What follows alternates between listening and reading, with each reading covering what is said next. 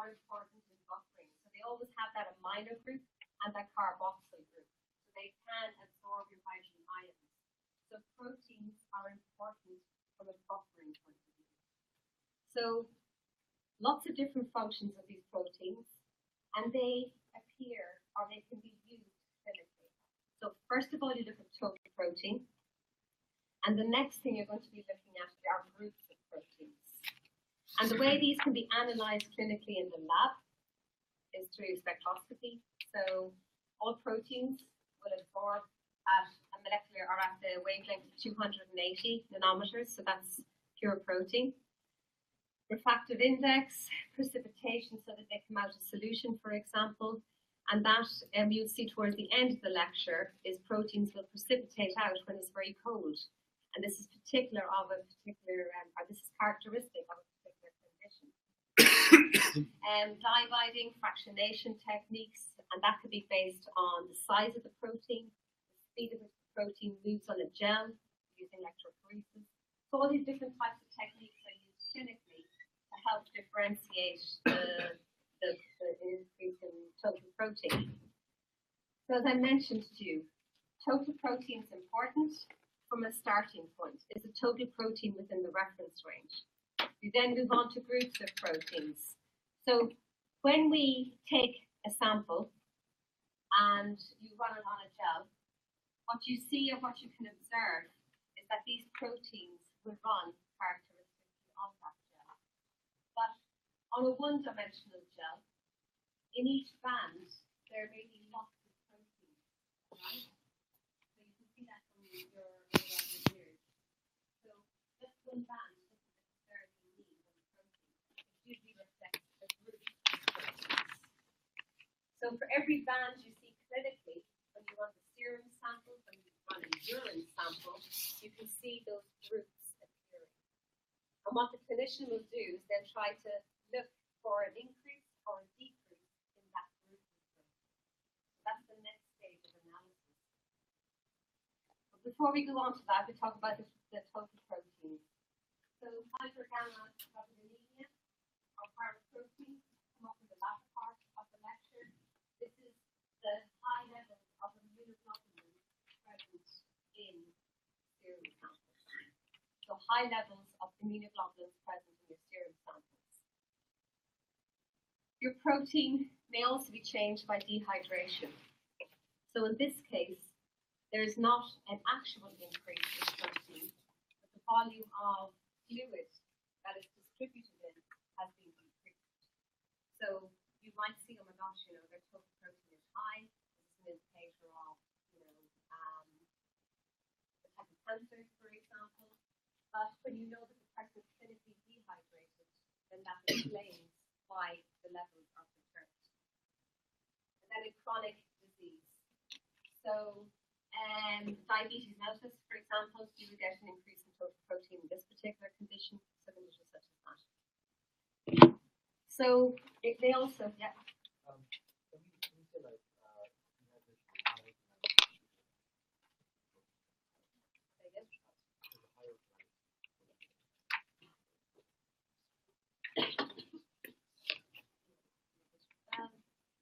say that again?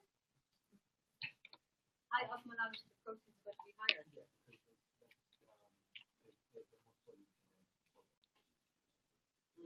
it's not because of that though. So the primary problem is the dehydration, so it's a change in fluid. And as a result of the change of fluid, then there's a consequential change for the electrolytes and the proteins, but that doesn't cause the other. Yeah. So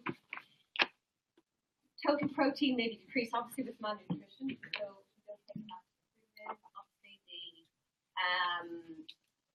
the diet will obviously affect the amount of protein. Malabsorption, so Crohn's disease, for example, or celiac disease, where there's the inability to properly absorb nutrients, can also affect the level of total protein present in the body. So overhydration, so too much fluid, or increased capillary permeability.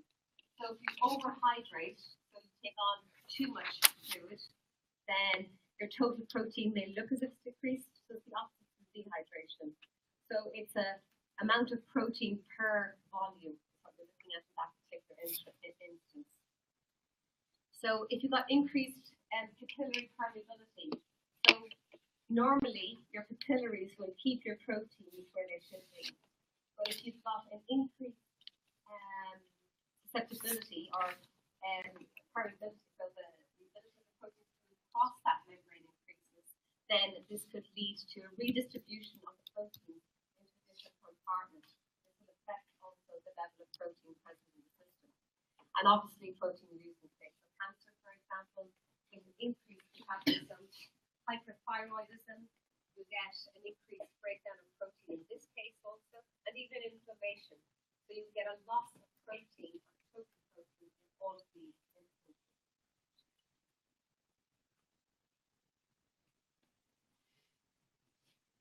So, as I mentioned to you, we talked about concentration in the blood, the urine, and the most important part that you can utilize from a clinical point of view is your electrophoretic mobility. So where these groups move on the gel. So they'll move in this type of manner. So albumin. Albumin is the highest, most concentrated protein in your blood. So that will reflect a large concentration of the total amount of protein. So if you're change in albumin, you should be able to see a change in the total protein. You have proteins which come under the umbrella of what's called the acute phase response.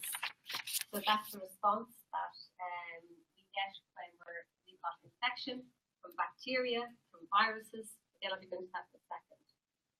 And haptoglobin, alpha-trypsin. So all of these particular specific proteins I'll be discussing throughout the lecture. So on the gel, this is what they look like. So here, towards the positive electrode, what you can see is albumin will show up as one big thick band. Next to it, the next group of proteins are your alpha globulins, alpha 1 and alpha 2. And these are the next two bands that show on that gel. Then your beta globulins, and this is beta 1, beta 2, followed by the gamma globulins. Now these gamma globulins are largely your immunoglobulins, so your IgG, your IgM, your IgE, but they all come under that same band. So you can't differentiate using this method. So we don't know the specific proteins from looking at this, but you will know the groups of proteins. So say, for example, clinically, you know that your total protein level has changed, right? You take that serum sample or that urine sample and you run a gel. This is what that will look like, okay? So that banding pattern here, your albumin, let's say you're positive down this side. So your albumin shows up as a very strong band, followed by your alphas, alpha 1, alpha 2, and your betas, beta 1 and beta 2. And your big broad band, that's the gamma band at the end. So that's showing your pattern or your groups of proteins. So under normal conditions, that's what you should see. And you should look at your plasma and your urinary pattern. If you were looking at your urine, would you expect that pattern to be the same? Let's look at a plasma sample and a urine sample. What do you think would be different? There should be no immunoglobulin present in that urine sample. There shouldn't? Should albumin be present? No. That should not be present either. Okay? So remember, your blood should filter out proteins of molecular weight and greater than albumin. Okay, so all of those need to be retained in the blood. So your normal profile of a urine sample will be very different from the normal of a serum sample. So what would the value be clinically if I did a urine sample? What could I use that for? Based on monitoring. Okay, that's a great general answer, Mom. So what are normal things are you looking for?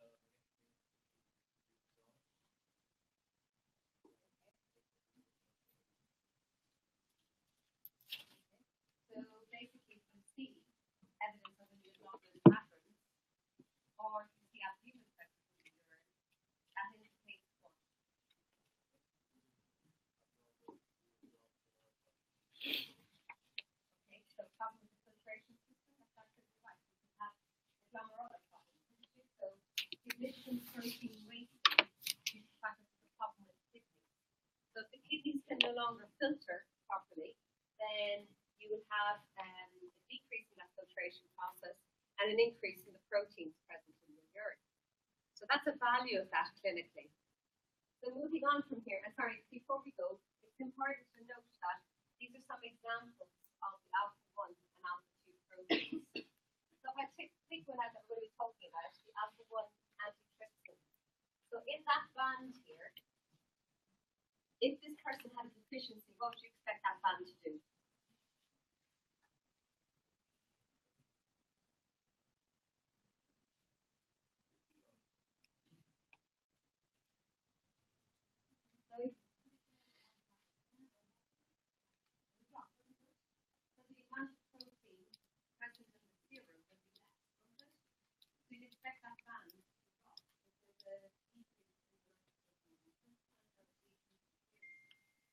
Therefore, you'd expect to see a drop in the alpha-1 region. But, okay, you're looking for alpha-1 antitrypsin, but could you tell from just that gel that it was alpha-1 going down? No, why not? Yes, exactly.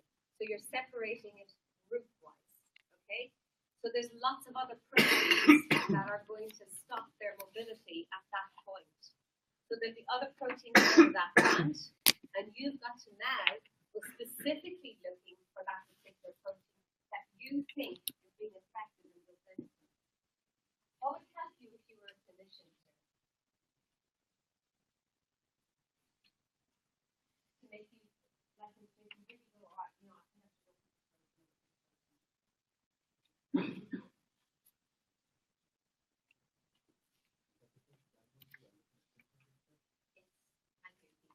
So you would look at the clinical presentation of that person. So what are the other clinical factors that they're showing you? Their history. What are the other symptoms? What are the other biochemistry showing up? You look at the whole profile to help you decide what the next step should be. Because sometimes they may do this element, but it will take another step before they go on to the specific protein. Or if you've got a clinical history, so say it is genetic predisposition, and they may go straight to the specific protein. They may not bother with all the other total protein or groups of protein. They may go straight to the jugular. So if they feel there's genetic predisposition, they might go, let's just check your alpha-1. So your choice would be very much dependent on the clinical presentation of that individual. So some examples. This is why you have to go for specificity. So the alpha-1 antitrypsin, chymotrypsin, ACT, the beta globulins, so LDL, low density lipoprotein, complement component, C3, and fibrinogen, so lots of your blood plasma proteins. Where are your blood proteins synthesized? Exactly, in your liver. So your prothrombin time, remember that from the liver lecture? So the liver is very important in synthesizing proteins. It synthesizes albumin, doesn't it? Synthesizes albumin, your clotting factors. So if your liver is no longer functioning properly, which group set do you think would you see a decrease in?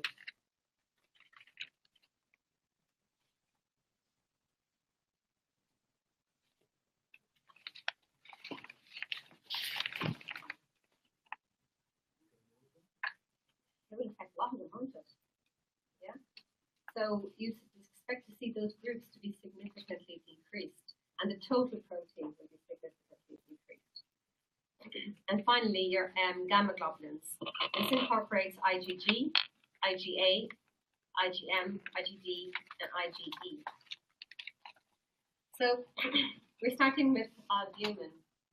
So albumin is a part of protein. It represents the major protein in the blood. And it functions as a carrier protein. So it carries around your toxins. What do you remember from the liver lecture that it carries around? Bilirubin. Thank you very much for that one. So bilirubin, it carries around bilirubin. It also carries around the thyroid hormone. So if you've got hyper thyroidism, your levels of albumin will show up low. But for the doctor who is then concerned at that stage, What is also the liver, or sorry, albumin, a marker of?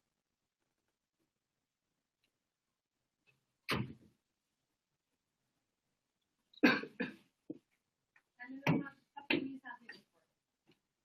Marker of liver function, right? So it's a marker of liver function. It's a true liver function test, remember? So what's interesting here is that Lewis was a letter a few weeks ago. Okay? So if you've forgotten that, it's a real sign that you should be starting to, brush up on your biochemistry and get something there. I think a lot of coursework going on. Just keep in mind, you've got to keep things ticking along.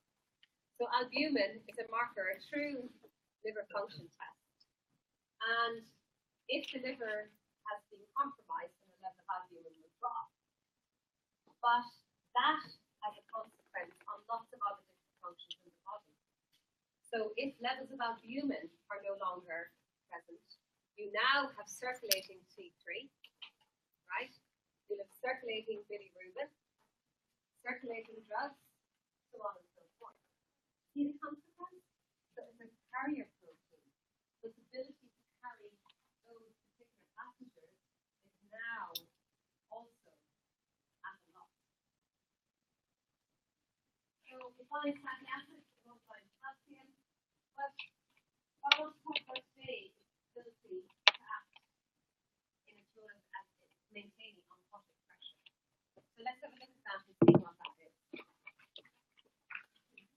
So we talked about osmosis and walked that up into the left of the last day. So osmosis will be the movement of fluid movement from an area where there's high concentration, so there's solutes on one side of the membrane, it'll draw that fluid across, right? So it's a way of balancing out that fluid distribution. Our body is the exact same. Our body will draw that fluid in, okay? And your proteins are very important in maintaining that fluid balance, right? So if you have low level of protein on one side of that membrane versus high level of protein, where's the fluid going to go? Towards the high side, right? So your proteins draw fluid across membranes, right? It maintains the oncotic pressure. It allows that fluid distribution so that we're not all going around with edema. Okay? So that's literally, so obviously everyone's proteins are working pretty good right now. Okay?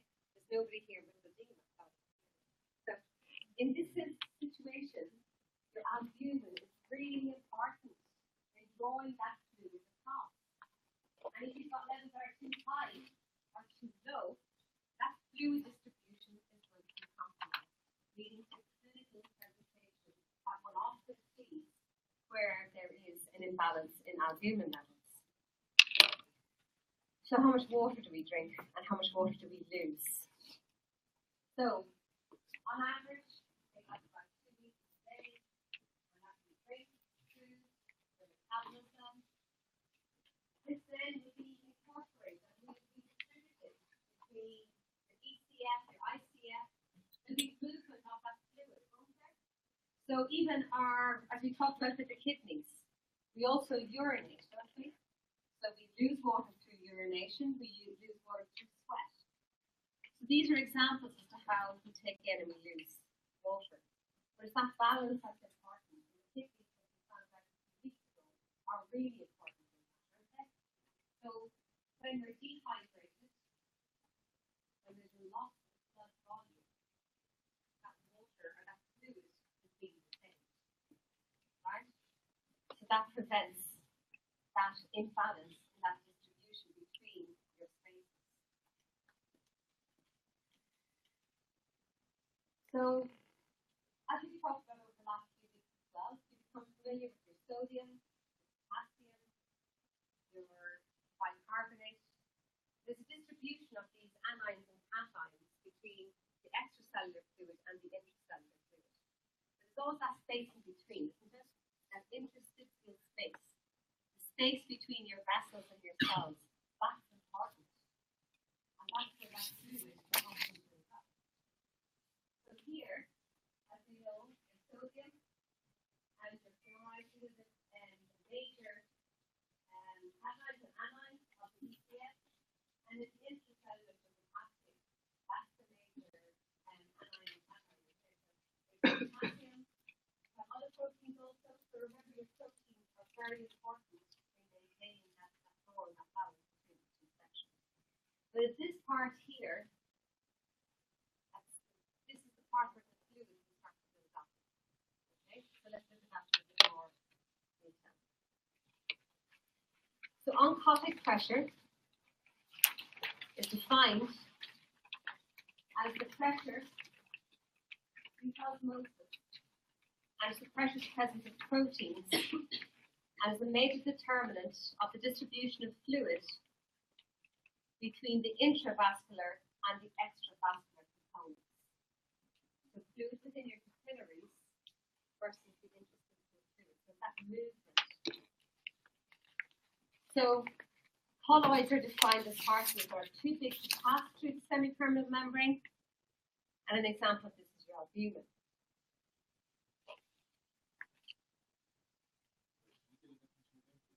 Again? Yes, it's actually on the slide. Yeah, that's different.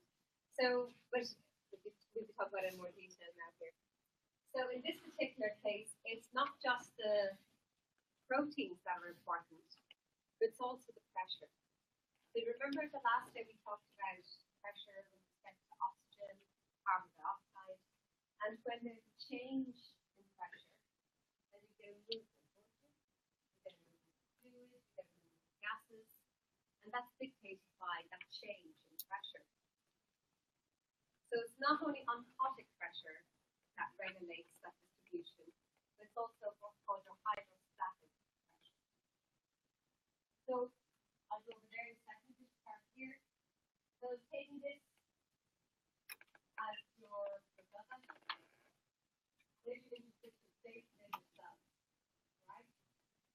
So for the movement of fluid to go between these two areas is dictated by both the hydrostatic pressure and the oncotic pressure. Now, in general, your blood is flowing this way, and at the venous end, your hydrostatic pressure is high, and then, sorry, at the arterial end, your hydrostatic pressure is high, and as it moves towards the venous that hydrostatic pressure drops.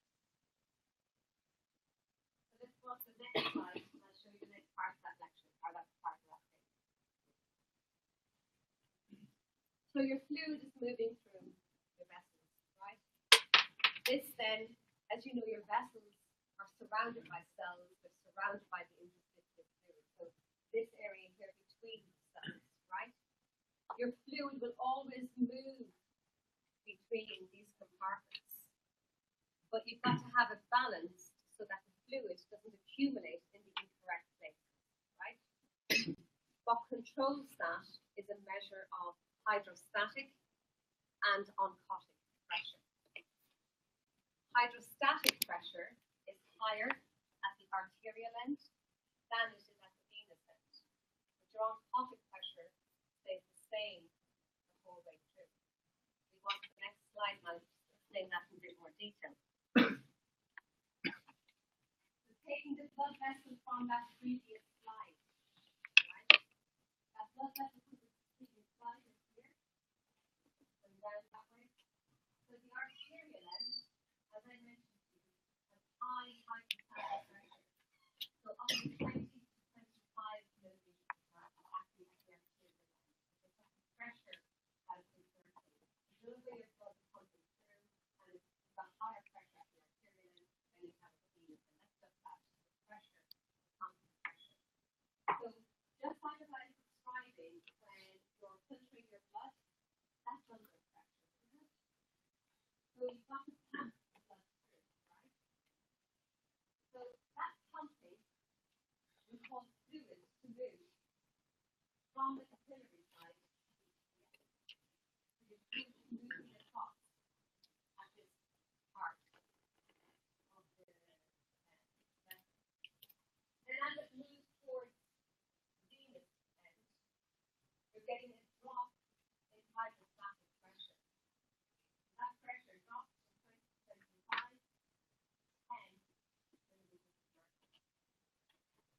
now no longer force at that end. And what draws that fluid back is now you're on top of it. So remember I said the protein on one side of the membrane versus the other, that will draw that fluid back. You're getting that exchange all the time so there's a balance. There's a balance between the hydrostatic pressure and the on-top pressure. And this maintains the fluid after the two properties. Come back to that now. So let's get over here. So if you take from the slide, the last or the previous slide, you have your artery or your blood vessels running down. You're going to get exchange of fluid from the interior part of the in the interstitial fluid area. So outside that. So at the venous or the arterial end, you get filtration. So a push or an increase in hydrostatic pressure. That pressure is at about 20 to 25 millimeters of mercury, and that's forcing that fluid to become filtered. That's at that side. But as you move towards the venous end, that hydrostatic pressure drops. So there's no longer the push for it to be moved out. But what's drawing it back in is now that oncotic pressure, the presence of your albumin present at the other side of the membrane. So, on balance, it's a balance between the hydrostatic and the oncotic pressure that causes that fluid to be distributed equally. So you do not get that retention of fluid on the other side. Okay? So before we go on, is it Jonathan? Jonathan? Yeah, Jonathan. Can you, because you asked me the question, can you just give us maybe what was your understanding so far about what I was talking about the importance of albumin, do you think?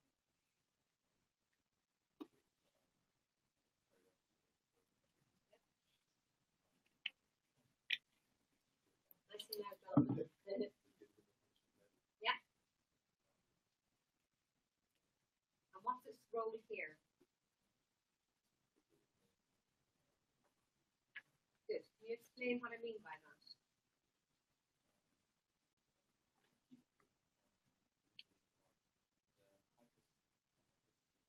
Static pressure, yeah. Yes.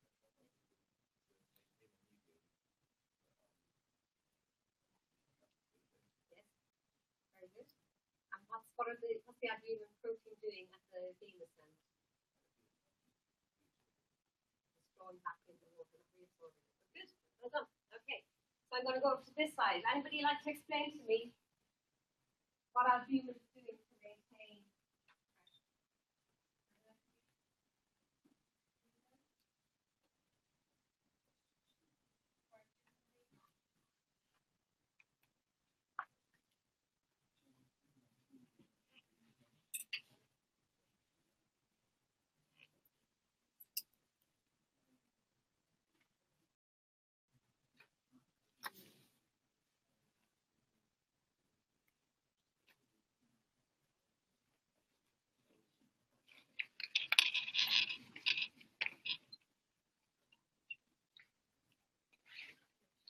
So, hands up, please. Does everyone understand the oncotic pressure? And with the blood. And you like to go through again? Okay, thank you. So, just to revisit this, so albumin is an important protein in your blood, right? It has many functions in the blood. The functions are to bind hormones, to bind bilirubin, bind toxins, so on and so forth. Well, one of the major roles of albumin is to maintain oncotic pressure. Now, oncotic pressure is the pressure exerted by colloids in a solution. But that's maintained also by the membrane, isn't it? And that membrane has got to be intact, right?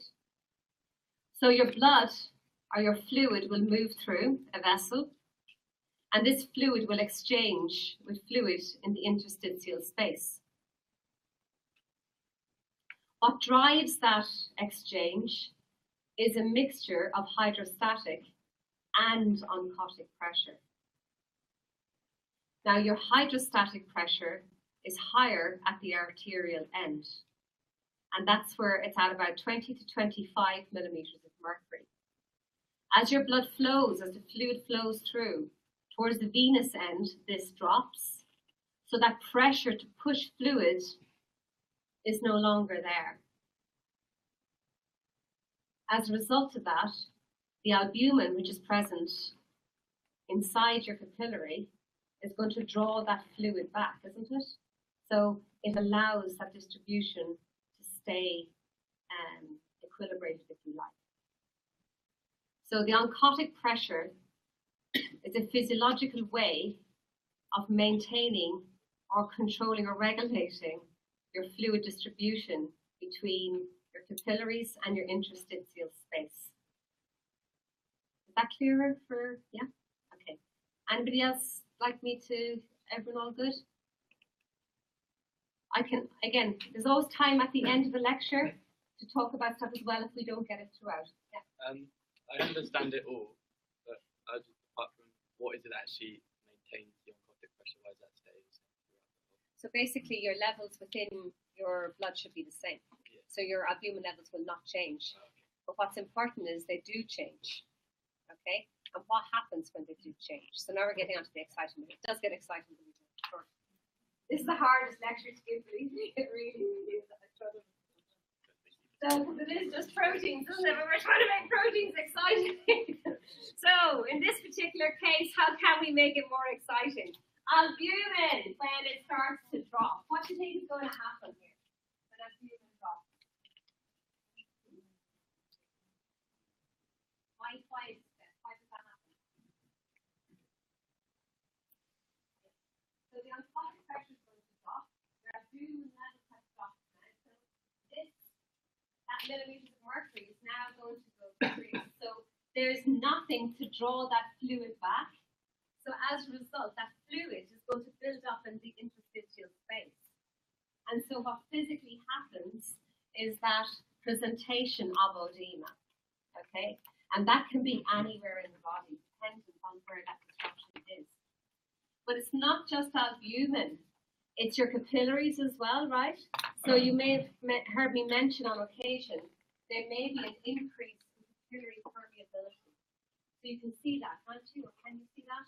That if there's a lack of tension holding that albumin in the right place, if there's increased permeability, you may now lose proteins from your capillaries, right? And this will also affect that. So this is a clinical presentation that obviously is an extreme situation, but this is more commonly seen, isn't it? So you often see people with that accumulation in the lower extremities. So that fluid distribution isn't quite right. So get their legs raised, they should have their legs raised in those situations. Yeah.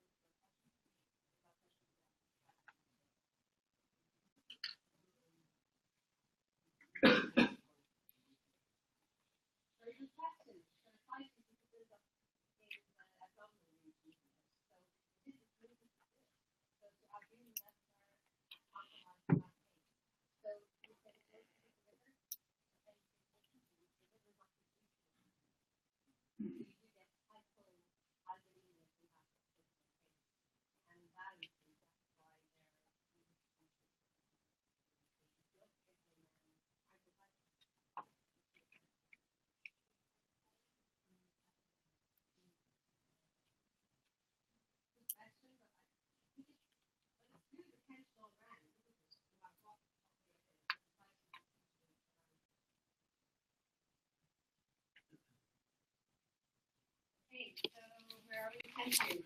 I'll just finish this aspect, this part off. So albumin-related disorders are hypo and hyper, so too much or too little. So examples of these are altered distribution. So as I said to you, the fluid where that's distributed will affect your levels of albumin.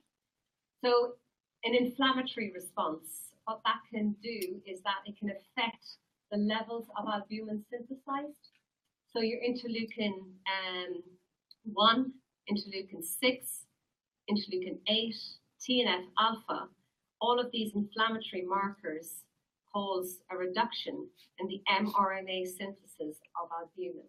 So that's why inflammation causes hypoalbuminemia, Overhydration, so too much fluid, too fluid retention. This also, as I said, can give a lower level of albumin, but in this case, your albumin levels are actually normal. It's just the fluid retention is the problem. Where there is actually lower amounts of albumin, you get a reduced synthesis. So if the liver is failing, you get a reduced synthesis of it. Malnutrition, so you're not taking in enough nutrients. Malabsorption, you are taking in the nutrients, but you've got an inability to reabsorb the proper nutrients. For this particular hereditary condition, it's very rare. The person does not actually produce albumin, would you believe? But ironically, in these individuals, there's no huge, it's usually quite a benign condition, which actually doesn't clinically make sense to me. But there must be other proteins compensating perhaps for the albumin. I must read into that a bit more if I was to be honest. But in this particular case, they often present with lipid problems. Of course, albumin carries around your lipids in the blood. But that's clinically, that's what they mostly present with, high levels of lipids, and they're more susceptible to cardiovascular disease.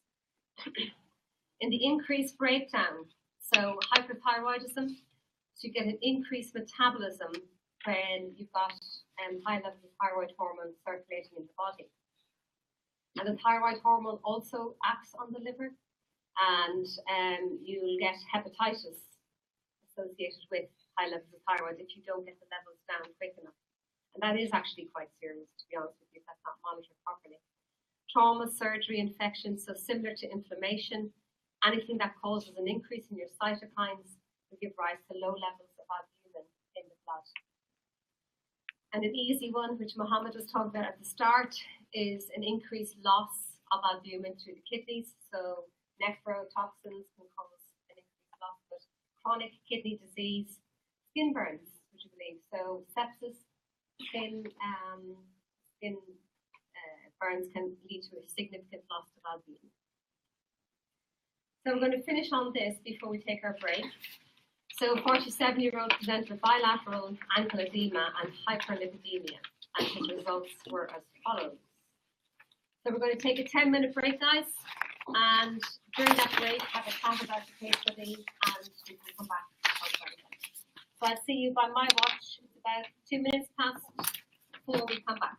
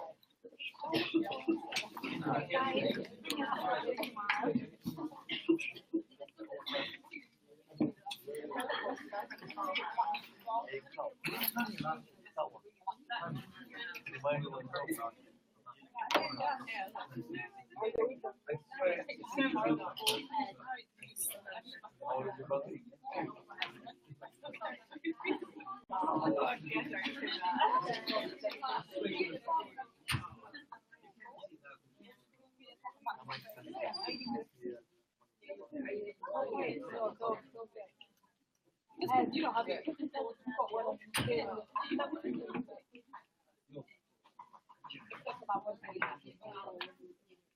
I should have put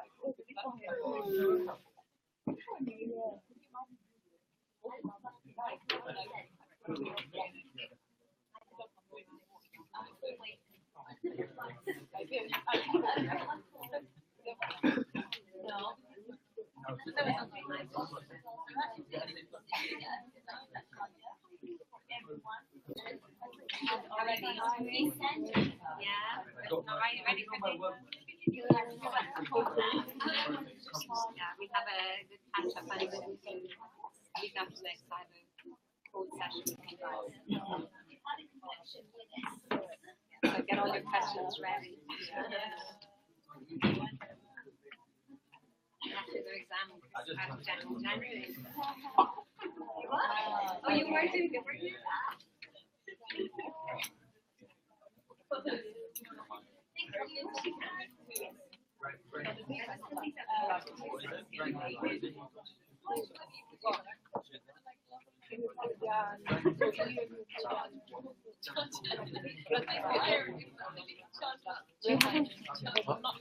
feedback sheet.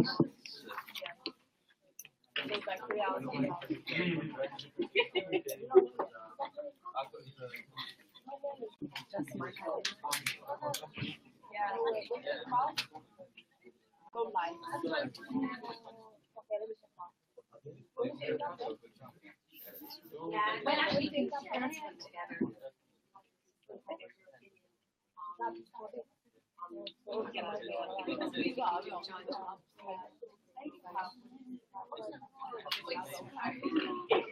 Yes, I'm doing that now. I told you. Yeah, it wasn't easy. I'm sorry, I was taking my own. Alright. Oh,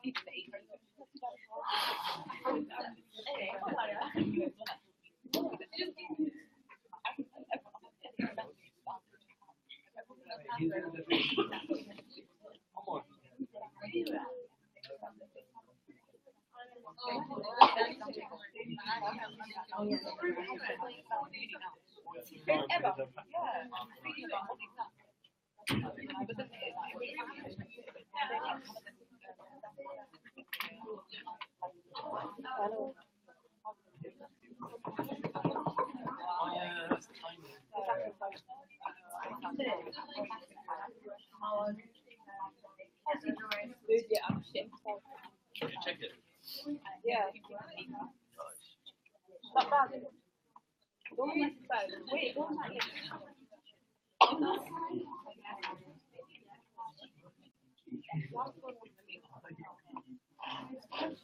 No, mine. I don't need to.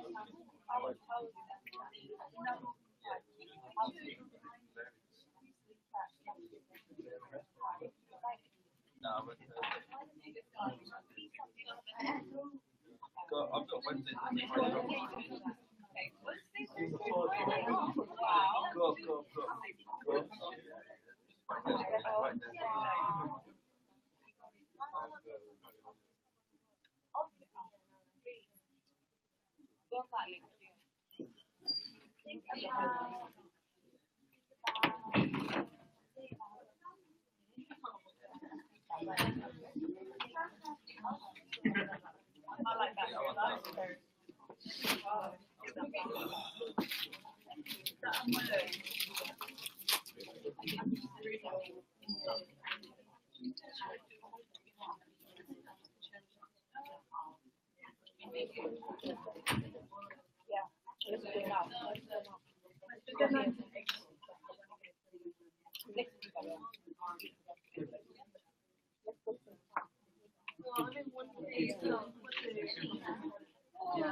Go.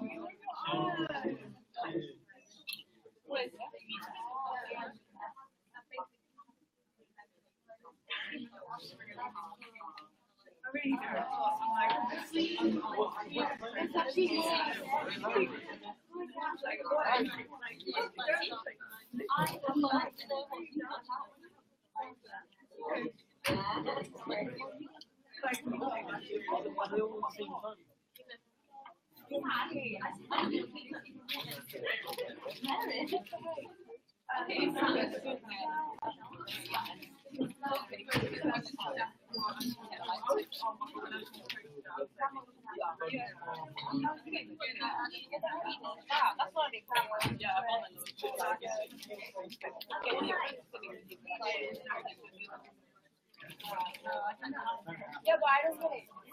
How is it not like that? All of it, yeah. So you can go maybe like what? We can only go back to so much shallow conversation.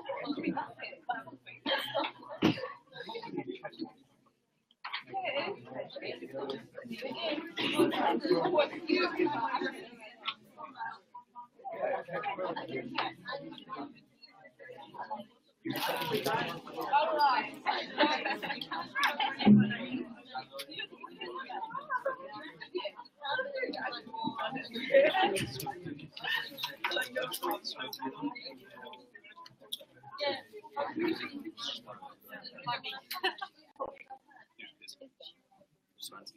I doubt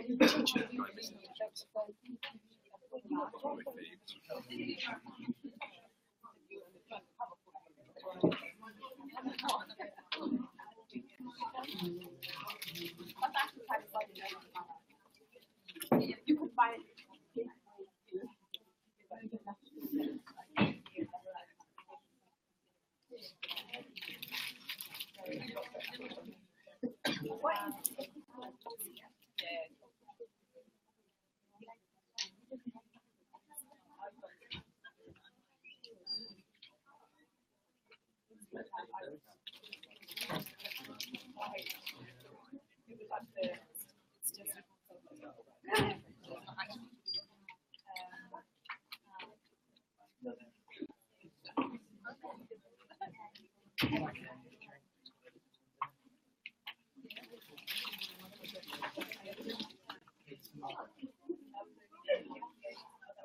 It's not cheap.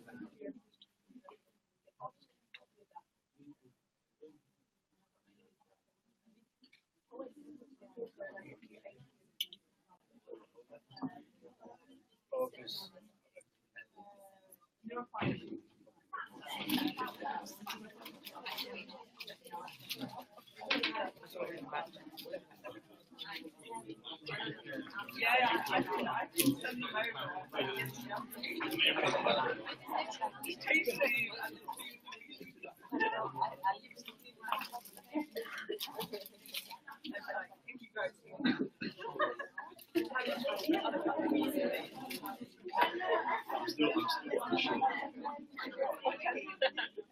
Hey, Marty.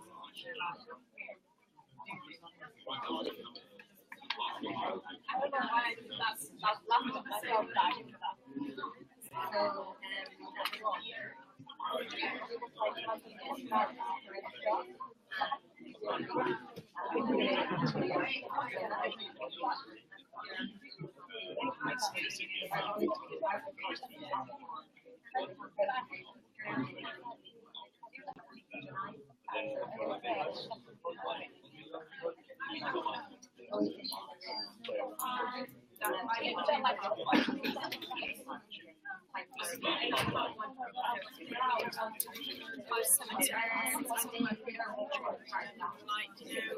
So,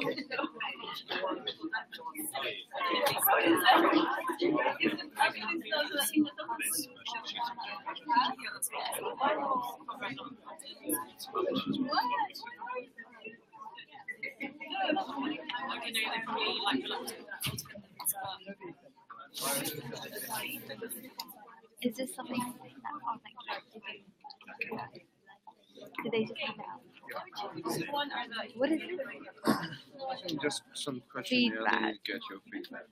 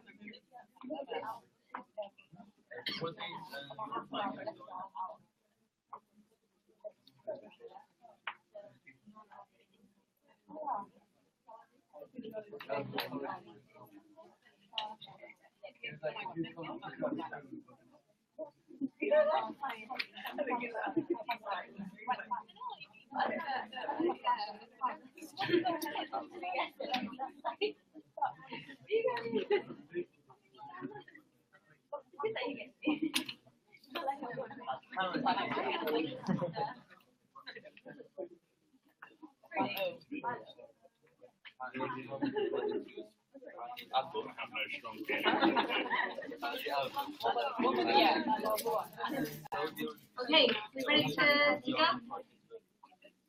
So as I said to you, because just to give you a break, you know, see what we're doing also.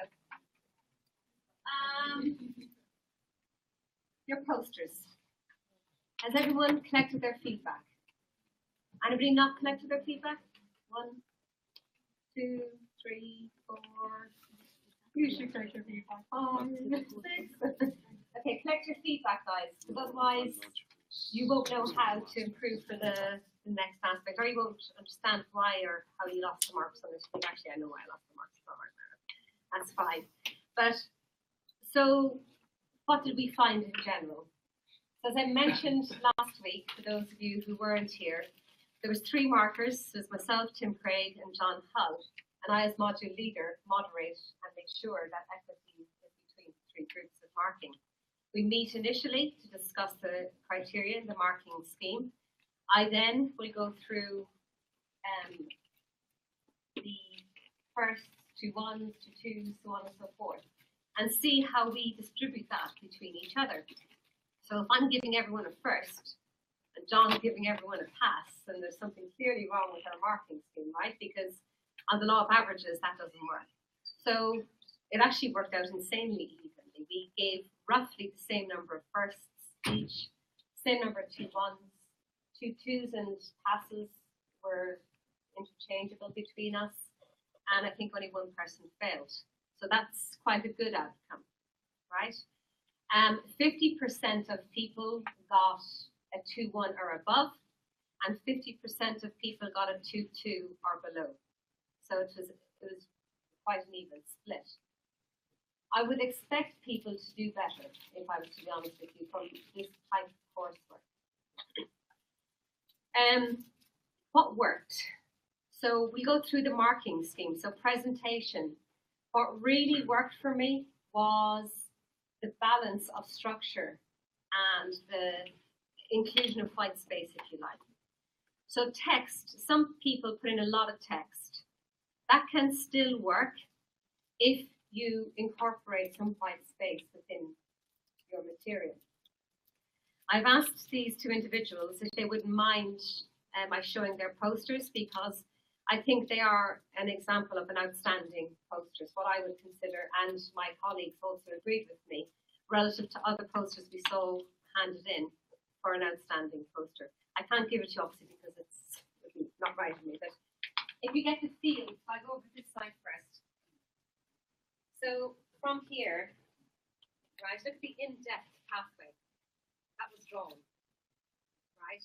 Look at the structure. Even from the back, you can see a clear structure from that. That's all the way from here. The balance of white space is perfect.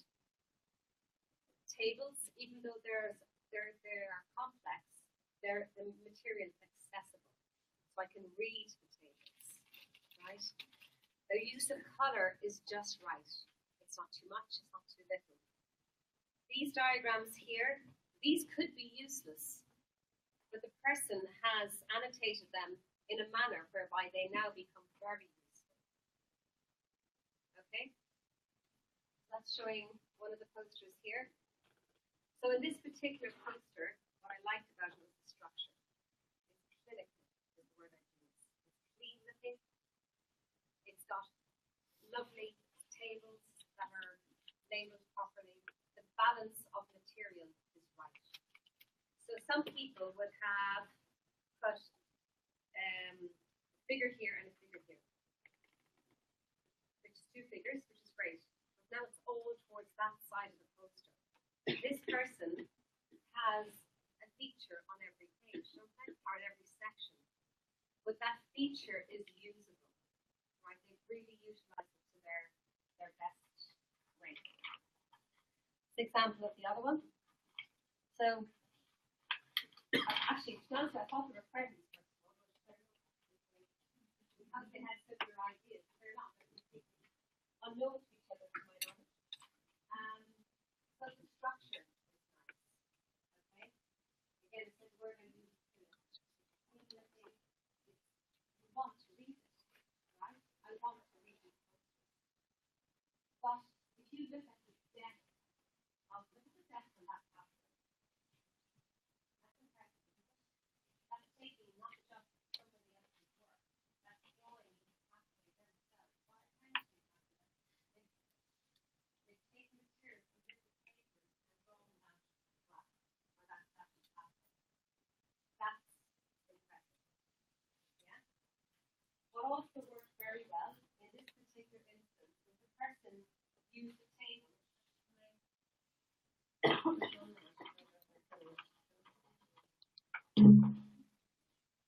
Oh, God knows what's happened now if I start using technology. Stay on it. Stay on. Doesn't show it actually. Doesn't show it. Okay, but in the table, how they use the table as a flow diagram. So they use the material and the information in depth. Every single element has depth. So they put in the values for reference range, put in the values, and they use that differentially. They show that in one condition it's this, in another condition it's this. They balance that. So structurally, some structures, that's where it went right. Where did it not go right? So you may have seen feedback on your posters. And by the way, I know one or two because I had to look up the names of these people because I had asked their permission. But everything was marked mine. So I don't know who's doing it. Okay, so my comments are general, right? They're not aimed at anybody at all whatsoever. So where do people go wrong? The structure was off balance in places. On occasion, I would see, a panel here, a panel there, and then the panel doesn't match here. It's off sync. It's interfering with the title. It's not like homogeneous. It's not. When you're looking at it, people like patterns, don't they? So having things structured is very, very important. But most people got that the logical flow. I think everybody held with that. That was ours. Okay. The use of figures. I did say this to you at the start, and it still came back to me. Some figures were not referenced. Still, that's the basis, isn't it? And some figures were not referenced, or the figures were out of focus. If the figure is out of focus, you will lose marks because not only is it just visually not working, but now the information that's within that figure is no longer accessible. If I cannot read the material on your figures or on your tables, this now affects not just the presentation, but your content, right? Does everyone appreciate that? Do they see why that happens? In addition to that, the font, okay? Font, line spacing, most people, the majority of people kept with the remit. There were still 3 or 4 people who did not keep with the remit. As a result, they failed the presentation session. What a shame, no? You're losing a great boundary by not keeping with the instructions of the particular material. What else was there? And then the overall aesthetic feel. So is there a balance in the photo? The balance between figures, diagrams, flow diagrams, tables. It doesn't take long to take it yourself on PowerPoint. It really doesn't. It's worth that extra bit of effort. Before I move on, is everyone clear why they got the mark they got for their presentation? Anybody not certain? Or they want to chat to me afterwards? Let's go to the content. again, coming back to these individuals, why did I give them such a high mark? These are both of the top marks in the class. So in these individuals, what they did was they took the pathways, because I highlighted that, didn't I? I highlighted that the pathogenic pathway is one of the most important elements of that part of the concept. There on the marker. So these individuals, they not only went to one paper, but they went to several papers. And the depth was evident. So a lot of you would have had that written back. The depth wasn't there. So why? Where did you guys misinterpret that? Because a lot of people had that issue. So the problem is that you're going to read these papers and potentially not saying everybody, but potentially you're taking an overall view of just that introduction paragraph.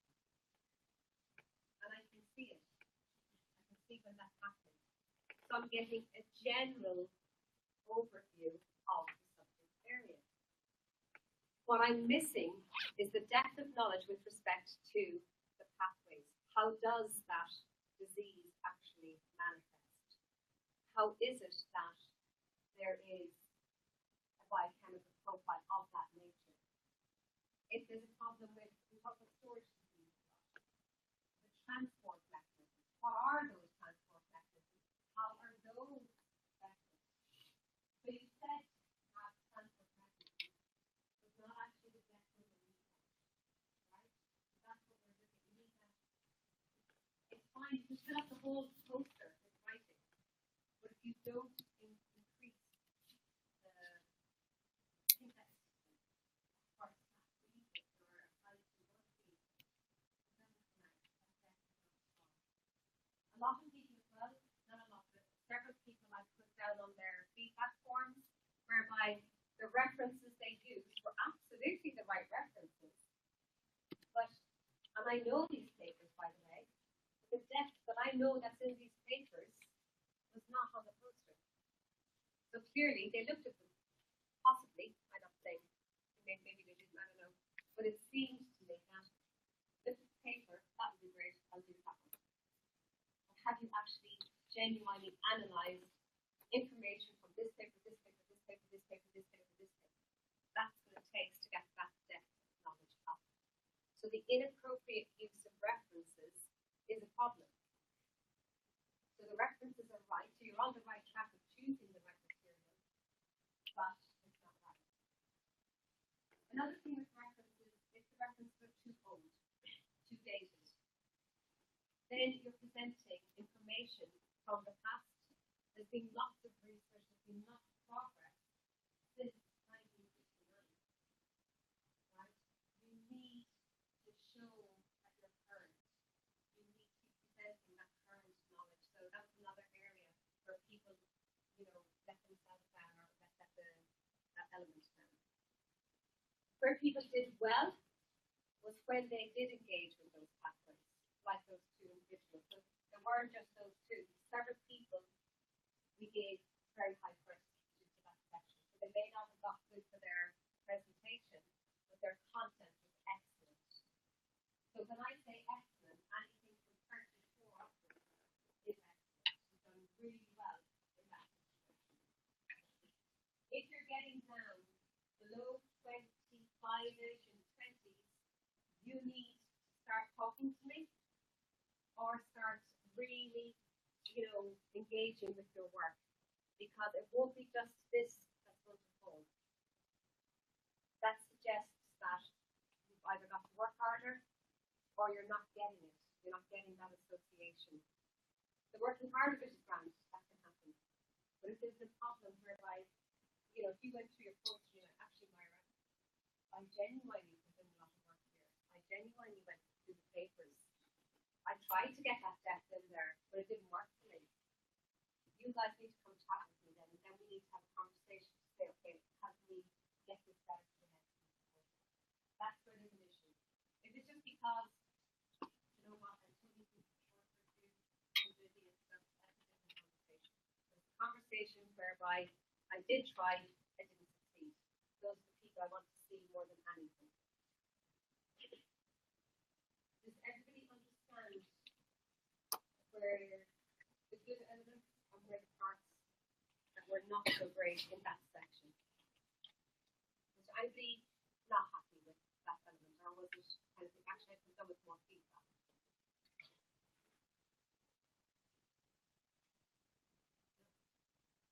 Okay, again, if you don't feel comfortable during class, that's fine, you can do it after. The last section was the future section. This again was actually not well done.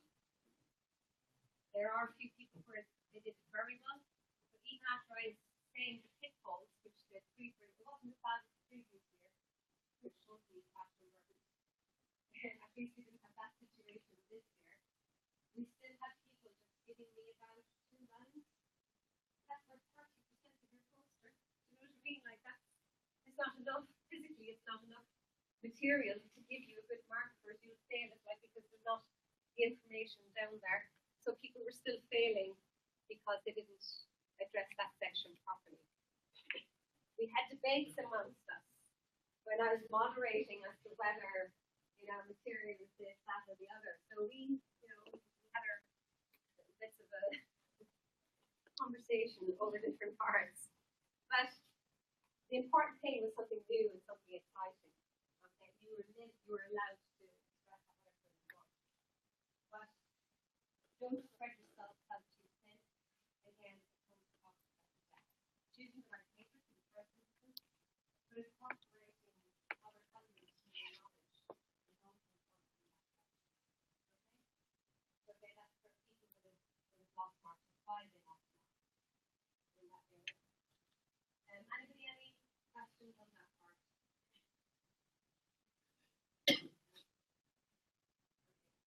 So based on this, do you think there's enough information in your feedback for you to do a better report next time? Yeah? If not, again, please feedback and we have a again, for your posters that are due next February for your all your projects, take this on board. Really learn from it and try and get those marks up because they will really impact your grades. But for those of you who did not do so well, there's another piece, isn't there? Draw a line under it, forget about it, it's done, it's dusted. Okay, start afresh. Last year, my average mark was about 55 on the posters. Okay, this year that's not the case, so this year it's back around the 60s or so, 65. So that's just about right, okay? We had some really nice firsts, so well done to you who got the first and 2 ones. But there is still a lot of time for you to build up and improve that mark. We went from an average of 55 to an average of 67 for the second piece of coursework. Okay?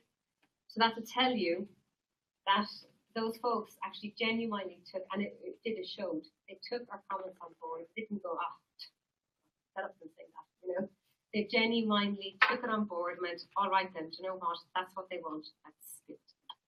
Okay. They were outstanding. I was so pleased with them second time around. But more importantly, after doing the case study type of coursework, they said, preparing for the exams, then they said they felt ready for the exam. And last year, the exam was outstanding. Best I've ever had in my X amount of years here. It was so, so good. The way they answered those case studies is fantastic. It really, really, I think, made a huge difference. So hopefully it'll be the same for you guys as you can let me know. Okay, so that was the feedback from the group of us when we were looking at them. This was an example of what we expected, or not what we expected, but what the students gave to us, and what we hope were outstanding. So we did give top marks. So the top marks are there to be taken. Right, let's get back to the lecture, shall we? Okay, so hyperlipidemia. What do you think is wrong with this person?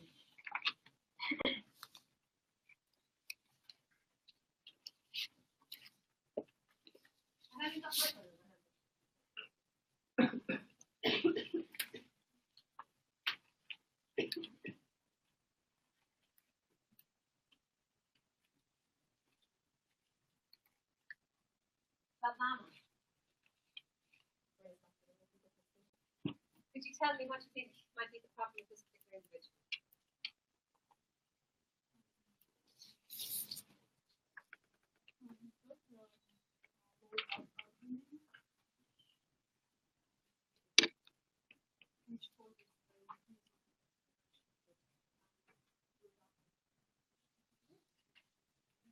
Absolutely right.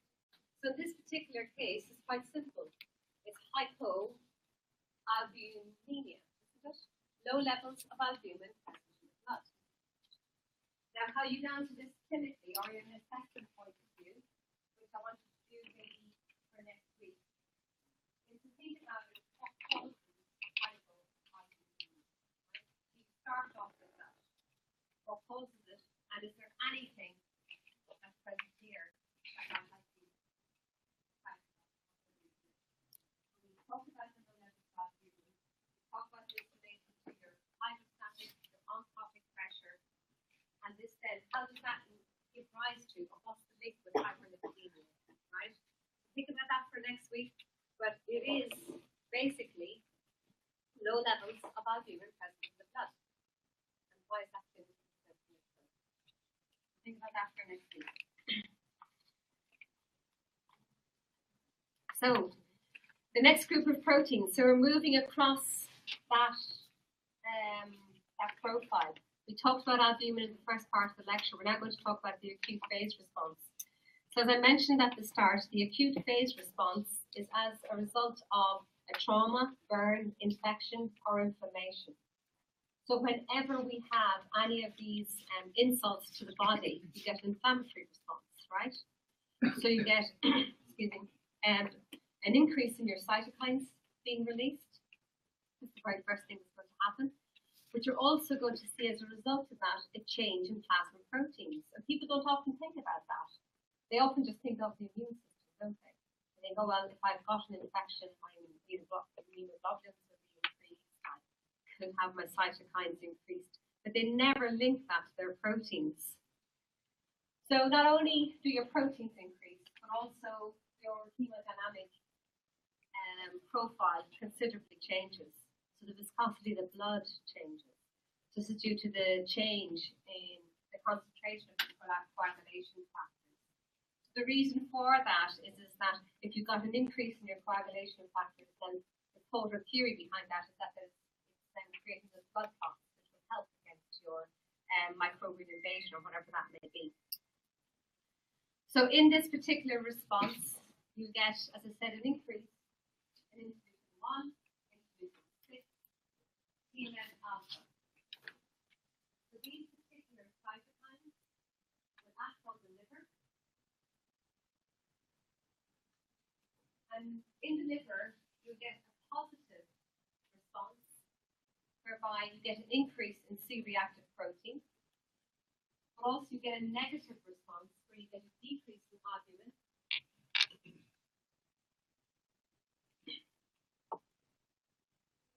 You'll also see an increase in cellular plasma and the complement factors, C3 and C4, for example.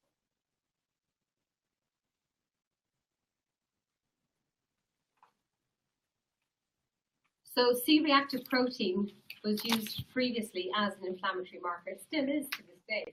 In fact, they're even resurrecting it as a marker of Alzheimer's disease, would you believe? So that in addition with other markers. But it's a non-specific marker. So together they can be quite useful, but individually they're raised in a number of different conditions. So C-reactive protein is usually increased about 8 hours after infection and remains elevated for about 48 hours. Now, in addition to that, you have your anti-chymotrypsin increased and also your complement factors. So those will all be increased. As I mentioned to you, albumin and transferrin, these would be decreased. So that's the negative acute phase response. So in this particular situation, what's going to happen to your groups of proteins? So you will expect to see an increase in your alpha 1, the proteins that will affect that particular area will be increased. Increase in your alpha 2, your beta 1 is going to be decreased. Your albumin will be decreased as well. those are the differences, the groups of proteins that change in protein profile is what you see with the acute phase response. So what it's often used for is for a cider indicator of infection. So post-op sepsis is one of the biggest killers, and it happens so fast. It can happen within 24 hours of the infection, and often the person is well into that stage before the take that. CRP, the good thing about that, as an inflammatory marker, this rises quite early if you've got an infection. So if there's an individual where they're concerned about infection post-op, they will measure their C-reactive protein to ensure that the person is not getting infection. So as you can see, after surgery, those levels should drop. However, if infection develops, their CRP levels will continue to increase.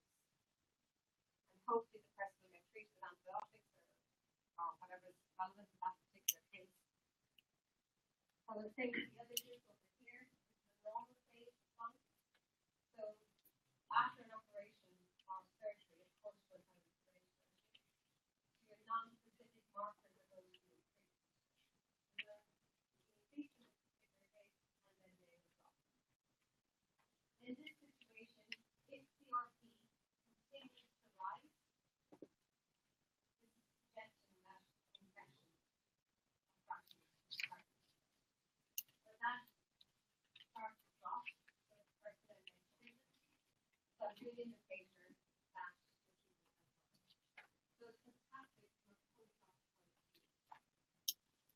But in general, it's just a general protein of your acute phase response. It's one of the many proteins. So, in summary, it is used to detect infection. It's a guide to the severity of connective tissue, diagnosis of inflammatory bowel disease, and at a real stretch, and I'm saying a real stretch, is the cardiovascular risk. So again, troponins, which you hear about next term, they're far more important as markers of cardiovascular disease. So moving from my acute phase proteins into alpha-1 antitrypsin. So this protein can be used together with your galactosemia data to use a comparison for disease of the liver.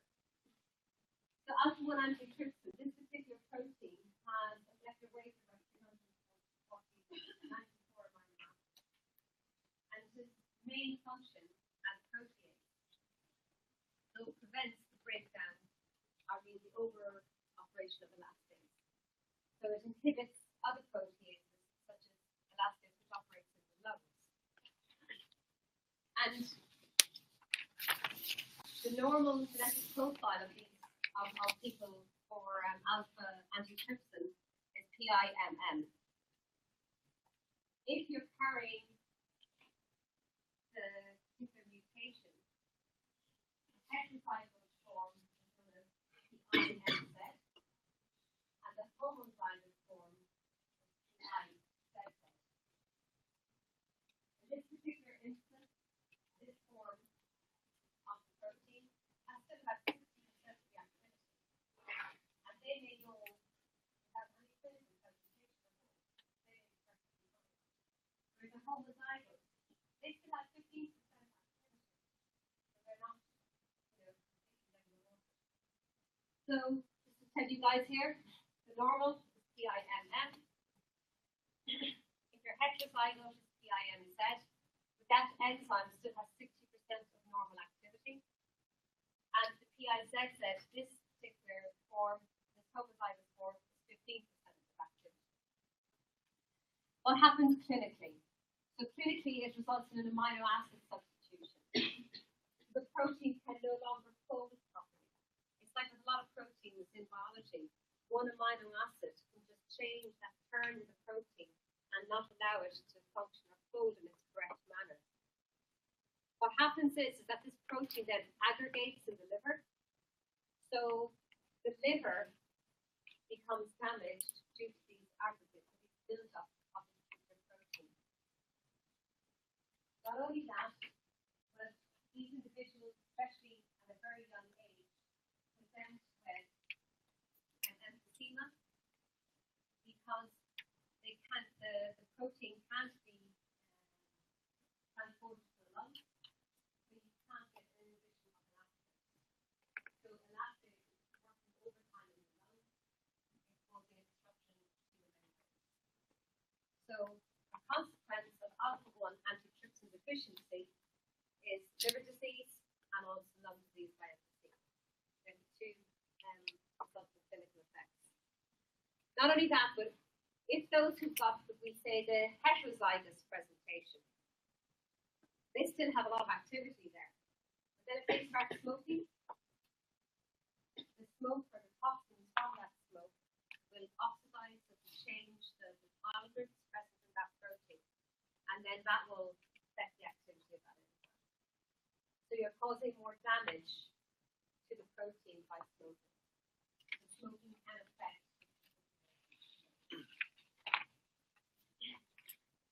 So in alpha-1 amino or alpha-1 antitrypsin, you'd expect to see a decrease in this band in that region. So another protein is called ceruloplasmin, and this is an acute phase protein also. As you can see, this particular protein increases in the acute phase response. Now this is a copper transporter protein, and it's also very important for interacting with iron. So together with transferrin, it facilitates the transport of iron around the body. It is decreased in Wilson's disease. So this particular protein should be something you should also consider when you're doing part B of that liver question. So Wilson's disease, alpha-1 antitrypsin, these are two examples of metabolic liver conditions that you can use to compare with hyperlactosemia. So in Wilson's disease, what happens is you've got a buildup of copper, because ceruloplasmin actually transports copper around the body. Are you guys okay there? Shall I? Yeah, no problem at all. So did you get the alpha-1 antitrypsin part? Yeah. That was fine. No problem. So ceruloplasmin, this is an acute phase protein. And this protein is increased in response to inflammatory disease. So infection, viruses, so on and so forth, your ceruloplasmin will be increased. The function of this protein normally is to transport copper around the body, so it's a copper transporting protein. But it also works in synergy with transferrin.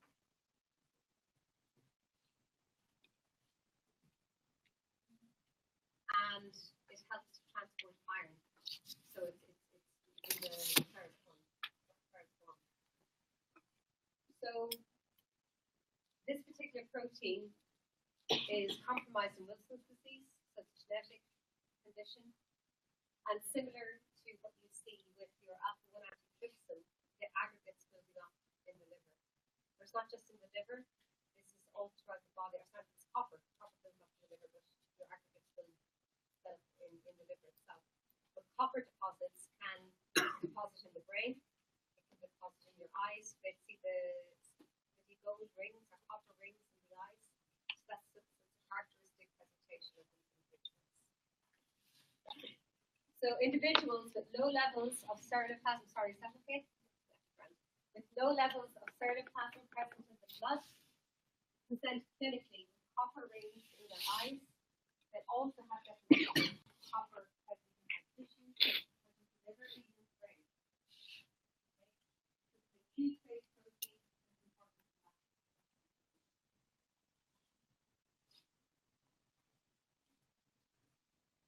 We're then moving on to proteins involved in iron regulation. So proteins that are important in iron metabolism. So when we take in or absorb iron from the fat, this is absorbed through a particular metal transporter, a divalent metal transporter, and it's taken up by a red blood cell. But most iron in your blood is complex, isn't it? You do not see free iron hanging about. Because iron is an oxidant, isn't it? It can cause significant damage or an increase in reactive oxygen species. So your iron, you should not have free iron floating around in your blood. So 75% of it is held in hemoglobin, with a small percentage in myoglobin. And then 25% of it is stored in the liver, spleen, and the bone. So only 0.1% is stored in the plasma, but that's even carried around by particular proteins. Now, the proteins that are involved in iron regulation and that are clinically useful include transferrin, this is the first protein, and this carries iron in the serum. The transferrin receptor is very important because if you've got a mutation in this particular receptor, you can't take up iron. As a result of that, you can get a buildup of iron in the blood. We also have ferritins. This is really important clinically also. And these store iron. This is a protein that stores iron. And hemosiderin is an insoluble form of iron complex with protein. So clinically, what are we looking at here? You look at transferrin saturation. So 30% saturation is what's common. If you see this level drop, this suggests that the level of iron is lower in the body. This particular, the hemosiderin, this is a very good indicator of iron stores, and the normal level is about 12 micrograms per liter.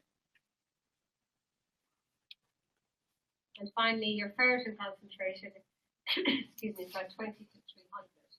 That's less reliable. That can be influenced by other things. The areas that are most reliable is the transferrin saturation. That's the one you most commonly see. So the disorders that are important to understand, so hereditary hemochromatosis, so an increase iron absorption from the body. So if you get too much iron, you get iron overload.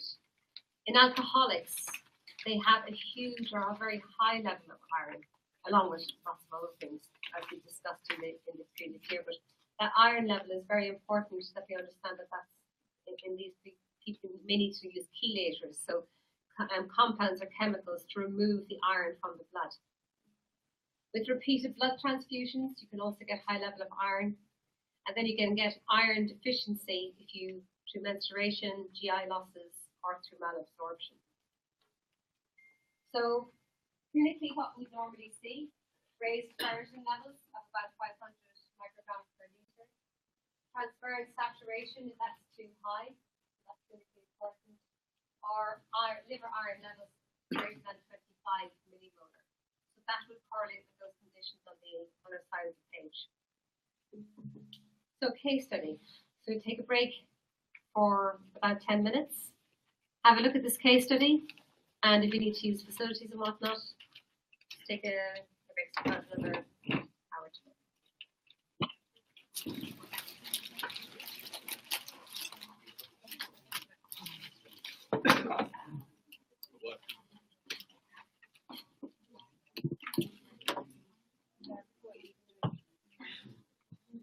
But you should get comments. I do give comments back. Can you send me your number and no, can you send by email and I'll report on it. Yeah, no problem. And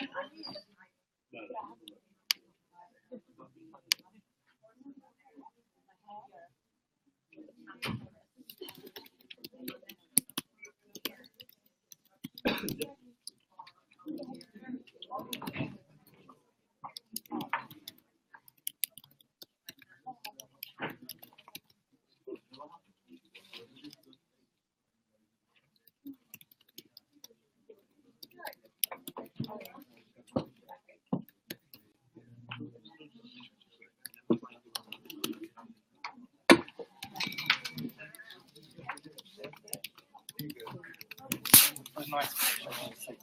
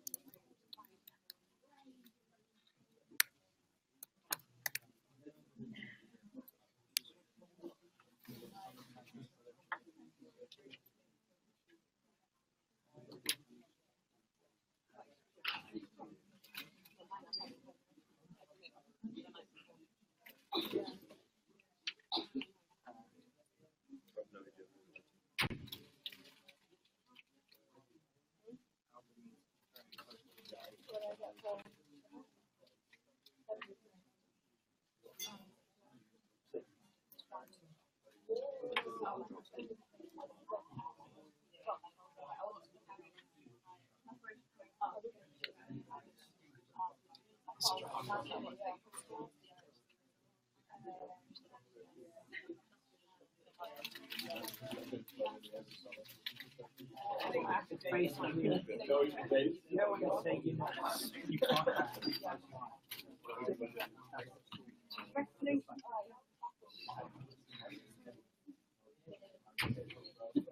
Have you got feedback sheets for me?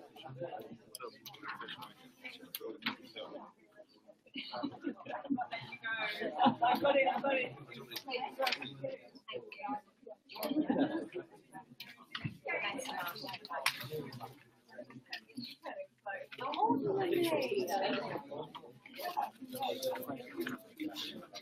That's all right, no problem. Thanks a million, that's great. Thank you.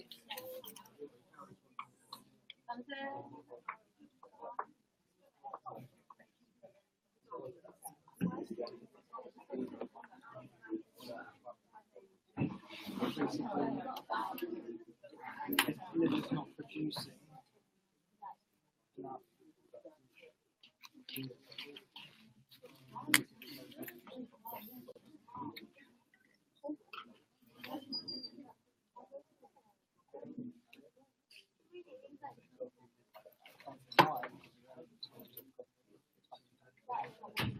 Which lab we're going? That's all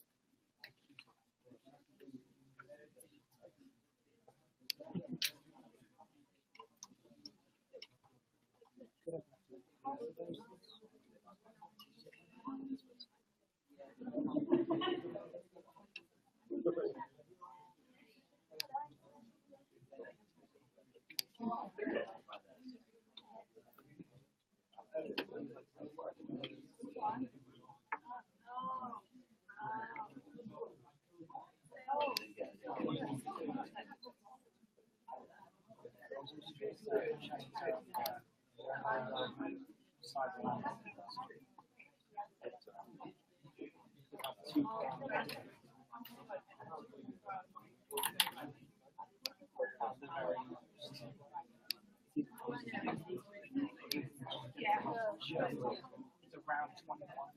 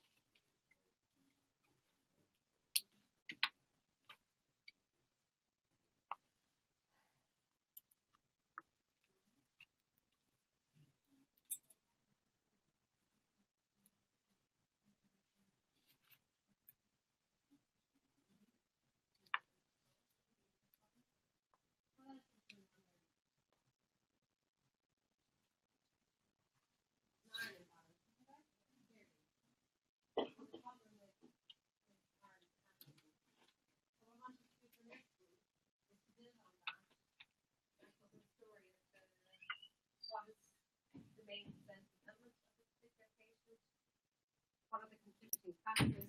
What could be the cause of this clearly disturbed or dysregulated iron metabolism? Think about that for a minute.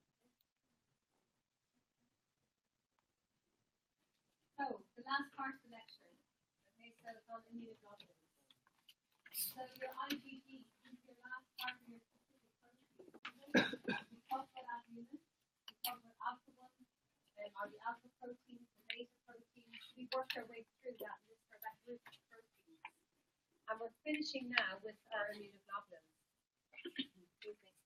And as I said to you, in our serum form, there's that big blot and that band, isn't it? That's quite a substantial concentration of protein because we have a lot of immunoglobulins present in our blood, right? In your serum, you can expect to see that. What are the compounds in your serum or antibodies or urine and insulin? So your immunoglobulins don't have to tell you about the structure and function of immunoglobulins. They're made up of heavy chains, light chains. But what's important is that those light chains are clinically important. Have you heard of Bence-Jones proteins? No? Yeah.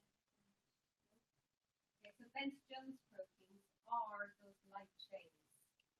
So these can appear in the urine, and these are clinically very important. So that part of the immunoglobulin is actually quite important. NCE, and then JONES.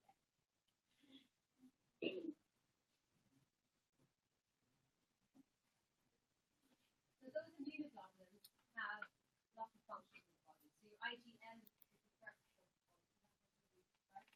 Followed by the second function.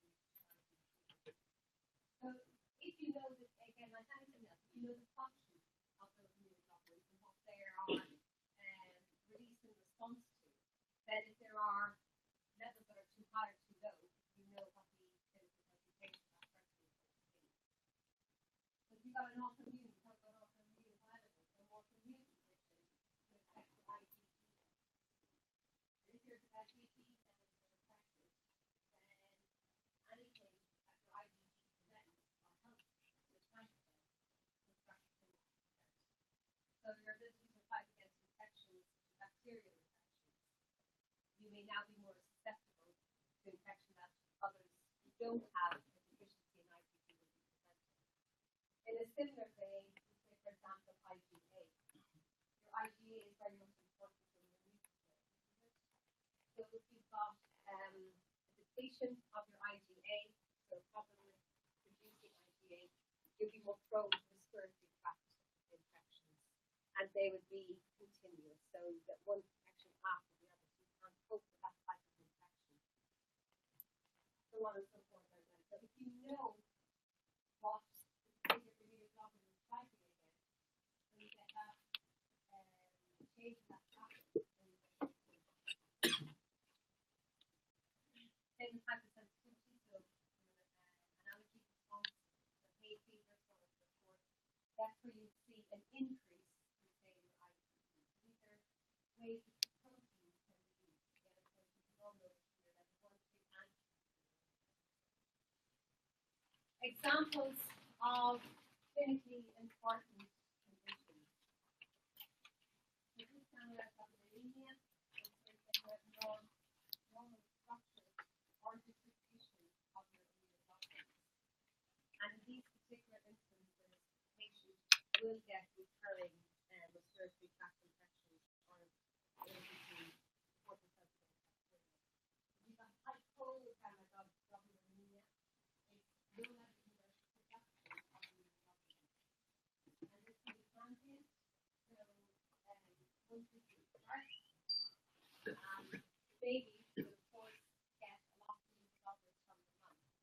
But especially in the case of newborn babies or and premature babies, they will not have got enough IgG from the mother, so they will be transiently have low levels of their immunoglobulins. So they should be hypo in that particular case. In the primary case, this is called A-gamma globulinemia. This is only in males, but it's very, very rare. And this is where they do not produce their immunoglobulins. They don't have that ability to produce. And then finally, secondly, the primary cause of cancer. As a result of malignancy, a lot of people have or lose their ability to fight infection. So if they've gone through through a round of chemo or radiation, they get a secondary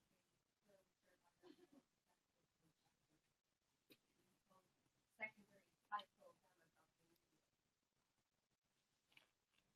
So your beta cells, your T cells, if your T cells are dropping, again, it's really, really rare. But they have a prolonged infection. So the constant antibiotics are pending. So they have a prolonged infection.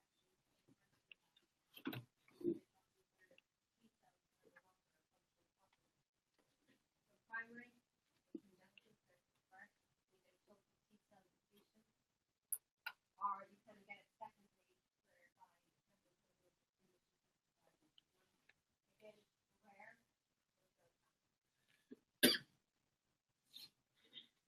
Complement deficiency. This is also very rare, but these people are more predisposed to infections such as pneumococcal infection. And moving on to this, you get severe combined immunodeficiency. This is one that's most associated with HIV, isn't it? So they're very much immunocompromised. And in this particular case, it's not just the B cells that are affected, but also T cells. So, again, I said it's more frequently associated with HIV. So moving on to your beta cell disorders. So here, on the left-hand side of the slide, this is looking at the serum levels. So in normal conditions, you have, evidence that there is prognosis in the presence of the blood. But here, you can see that in patient A, the levels are significantly high, right? Relative to normal people. In the urine, what can we see in urine? You see albumin.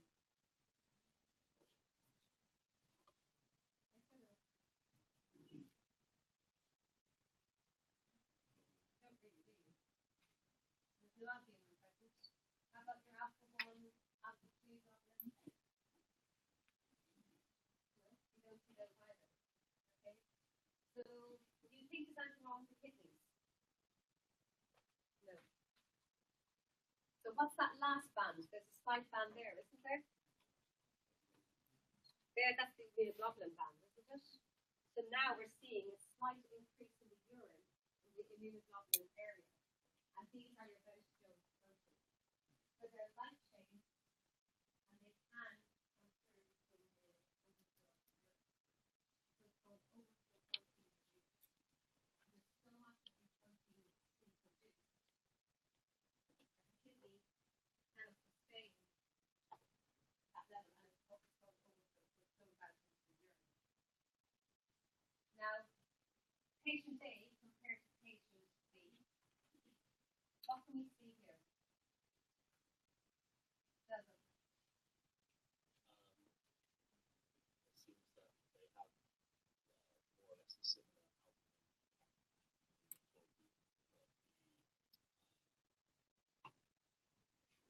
The protein in between more elevated.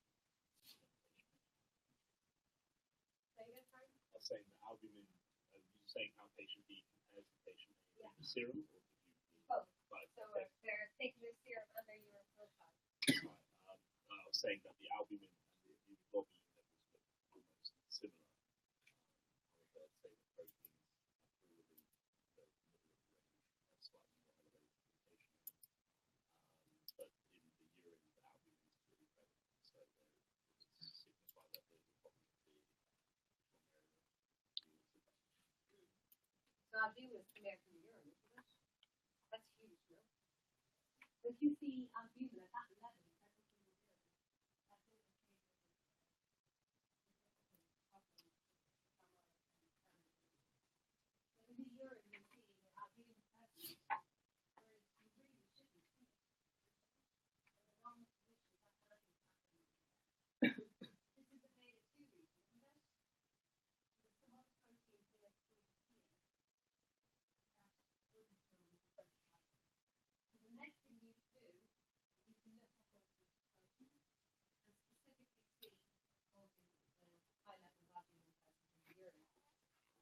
So it's interesting and it's important to look at both profiles. But collectively, if you've got a high level of your immunoglobulins, it's called paraproteinemia. That's a very high concentrated antibody in the IgE area or paraproteinemia. So let's look at individual types. Actually, just before we go, this is actually taken from a chemical outline. So if we have an increase in your immunoglobulin level, then it would be important to specifically try to figure out which of the immunoglobulins has been increased, right? These are your IgG, your IgM, so on and so forth.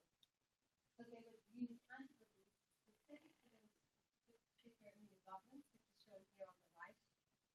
As they use anti-IgG, they can see this particular protein is highlighted. IgM, this particular protein, and again, so on and so forth. So you can see specifically which protein is increased in the sample. So the causes of it are called myelomatosis, macroglobulinemia, hemochromatosis, and cryoglobulinemia. So let's talk about these. Actually, I'll come back to the case. So in multiple myeloma, so you know Ruth Morse? Everyone knows Ruth. So Ruth Morse is her favorite subject. And this is obviously a snapshot of multiple myeloma. But in this particular case, of course, they're usually elderly, so I think 65, 70, largely around 70%. But they present with bone pain. And as you can see here on the particular page is the bone lesions. You can see a darkening in that bone area. And in that particular case, the bone pain is caused by that increased production of those plasma cells.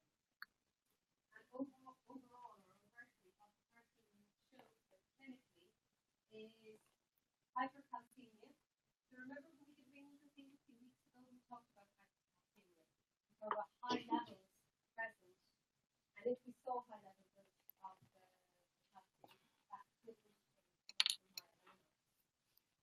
The reducing of red and white cells, platelets, and of normal immunoglobulins. You get renal damage caused by the hypercalcemia, and also you get an increase in your downstream proteins. So if you see that urine sample, so you get an increase in that banding pattern in the far region, you have a strong indicator that the person is presenting with the myeloma. So again, if you take the clinical history, this is the person in the case. In Walton's macroglobulinemia, that is when there's going to be a brain cells. And in this case, it's your IgM that's increased. And with your IgM, these are quite big, aren't they? They're very, very big immunoglobulins, so they're pentamers.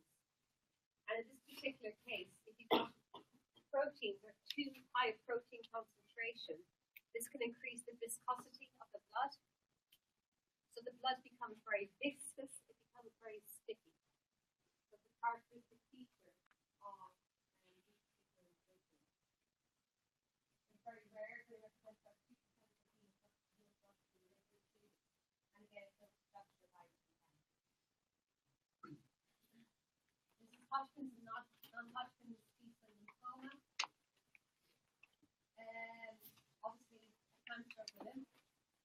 So this also produces high levels of your IgM paraproteins.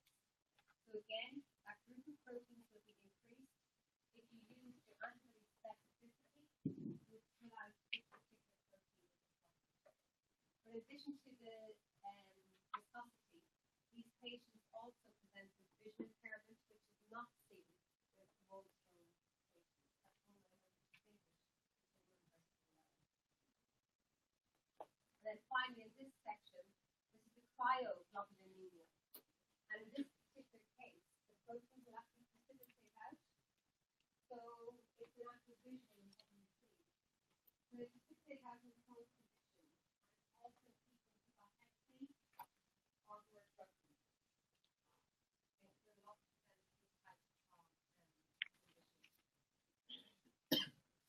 three types, and they're characterized dependent on whether they're monoclonal form or whether they also have rheumatoid arthritis, whether they have that receptor there.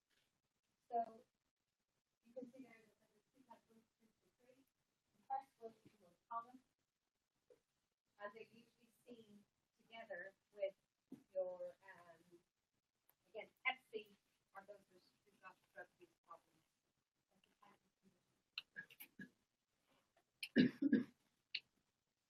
So in summary of that, you've got increased viscosity of the paraproteins. Get high total protein. So your total protein will be very high at the start. Your individual glycoproteins, the IgG, this will be significantly high. Your menstrual proteins are present in the urine, and you also might get amyloidosis, so the aggregation of amyloid particles also at a later stage.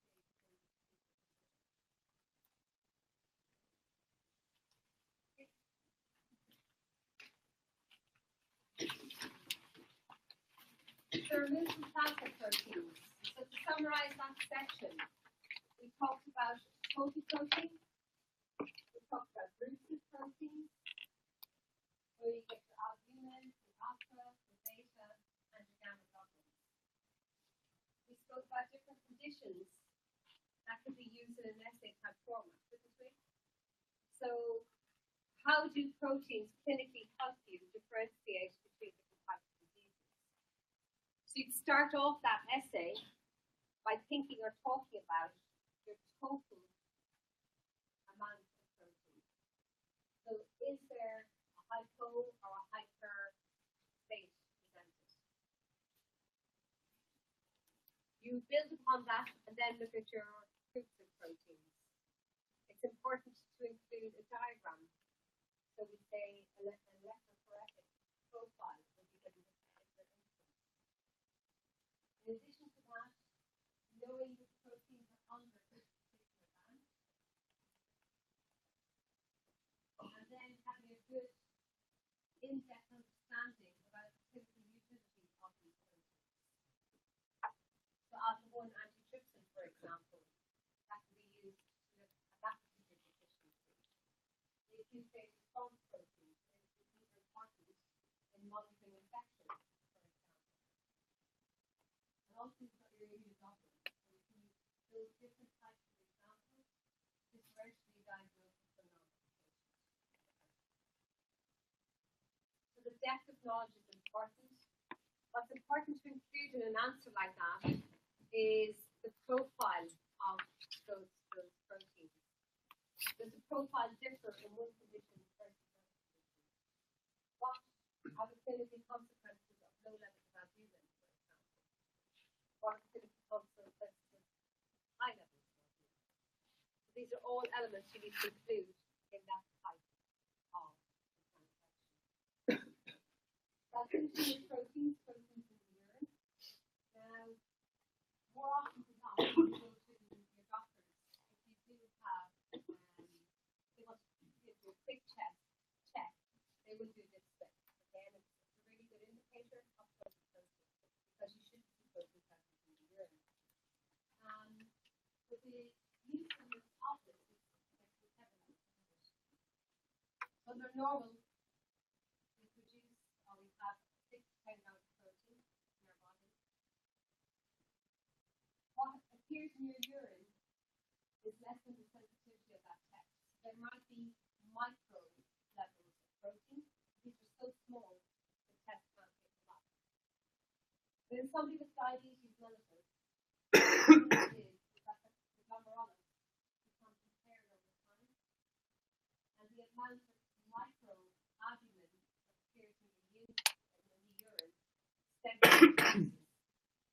So what they do in this particular instance is that they monitor the rate of that increase, and it's usually an indicator as to how poor the increase is. So that's the use of protein in the urine in that particular instance. But it has a limit, right? So it's only anything greater than 200 milligrams. So transient increase.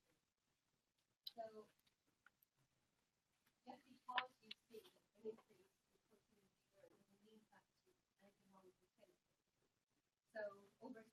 cold, exercise, stress, infection, pregnancy, often. So young children, when they're growing, you guys are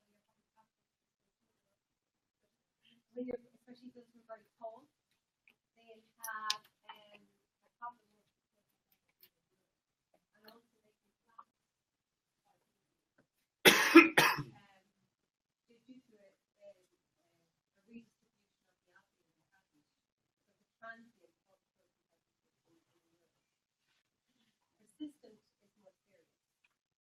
So if that stays over time, so they might monitor you and take a sample on one day, then 5 days later they take a sample again. Now this is transient in there, that's what we're concerned about. So persistent is caused by the renal disease, or an glomerular or tubular problem.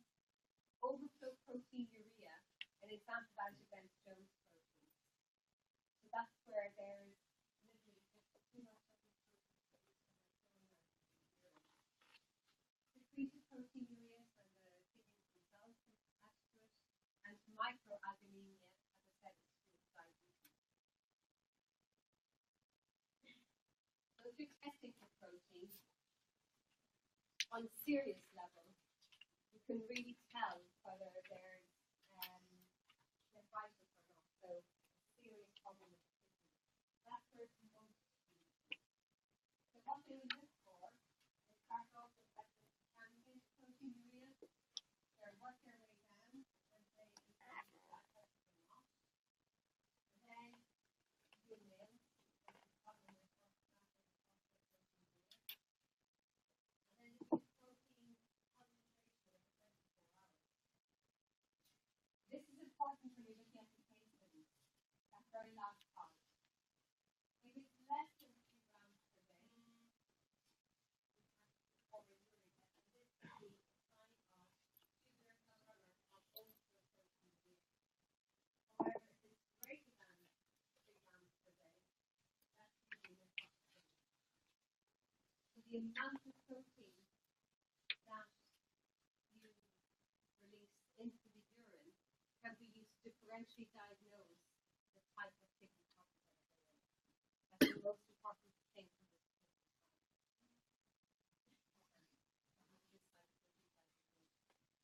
So when they're looking for the reason why somebody is sensitive to protein present in their urine, they'll first of all look to see if the transient increase. So if it's yes, and then they can stop their investigation. And if it's no, the next question then after the UTI, urinary tract infection. Yes, that's right. If it's no, they will look for evidence of orthostatic or postural proteinuria. So it's something to do with the lying down and picking up of the patient. If it's no, then they'll assess the 24-hour protein in their urine. If it's less than 3 grams per day, when they perform the electrophoresis elements, they'll be able to tell whether it's tubular, glomerular, or overflow proteinuria. The overflow would take example contain against Jones protein. Right? If it's greater than 3 grams per day, that's quite a lot of protein there. It's usually evidence of nephrotic syndrome. Yeah? Have you any questions on that? Very straightforward. So, blood sampling for protein estimations can be used to investigate edema, taste and hydration, nutritional status, and also suspected cancer protein in the cerebrospinal fluid, this is a very important part of meningitis. So they collect the fluid from around the brain. These are not to be taken lightly. I've never had a number of contests. Parents who get paid and it's not a pleasant test to have by any stretch of the imagination. But a lot of diseases, such as Alzheimer's disease, in the hospital, they have to take a CSF sample with a reception system on around the brain area. But these number of contractiles with quite a bad reciprocal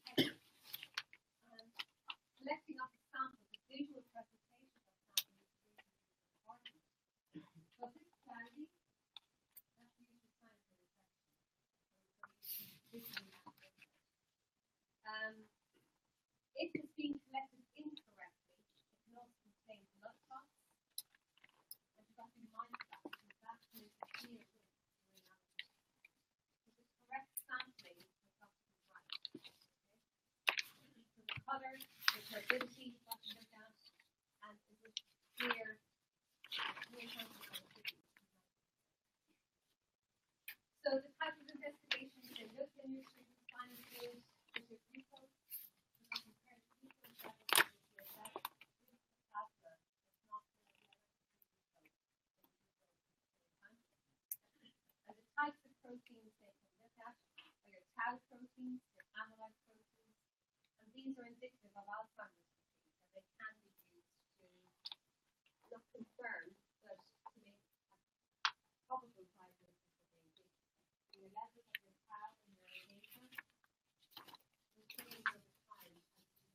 But again, it's not a routine test. It's still not that level whereby it's done routinely. And you will also see your hemoglobin present in your HSF. But what it's often used for is in diagnosis of MS, multiple sclerosis. And you'll see banding patterns called oligoclonal bands. And what these look like in your normal versus your abnormal is the presence of the banding pattern in the CSF.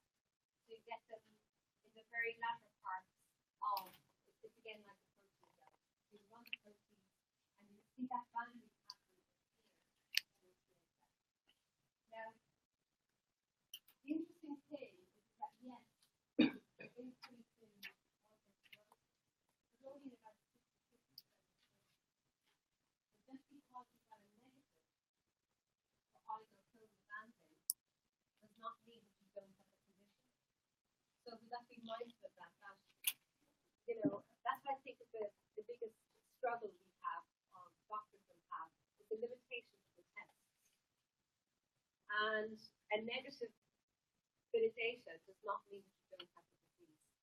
And that might be frustrating in those that have the condition and are getting a negative result. But also, it can be, the oligoclonal bands can be also used in other conditions.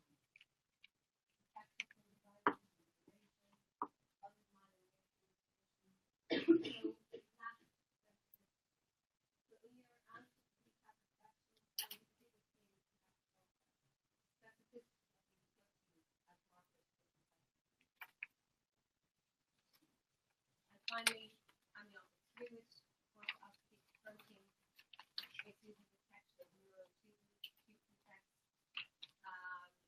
serious abnormalities. So, in this particular situation, this is subject with other markers, other modules that you're doing, genetic markers, for example, bring that into the discussion.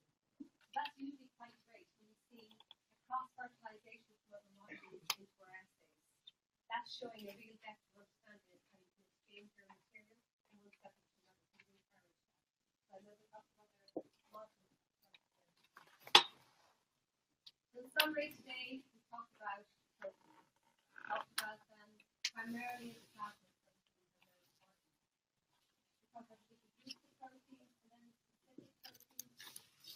We finished with protein present in the urine and touched on the CSF and amniotic fluid. So what do I expect from you guys? If you're doing a question on this, I've given you the platform for what you're doing. My expectation is you to read around the subject area, read review papers, what's new on the subject. If there are new proteins that have now recognized, how about the tau and the basic proteins? What's your understanding of those? Okay. But before you go, can I ask? Usually around this time of year, I see a decrease in the tutorial attendance, right? I understand that because coursework is due, and that's exam. But your tutorials absolutely underpin your case studies. But would people rather I just ran one tutorial next week in the event that people have coursework due or whatnot? Can I have a show of hands for one tutorial next week at 3 o'clock?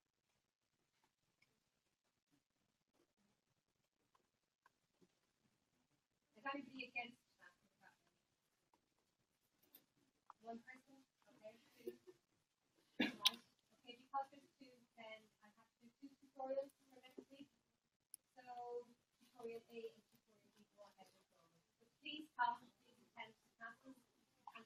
we then, if we are finding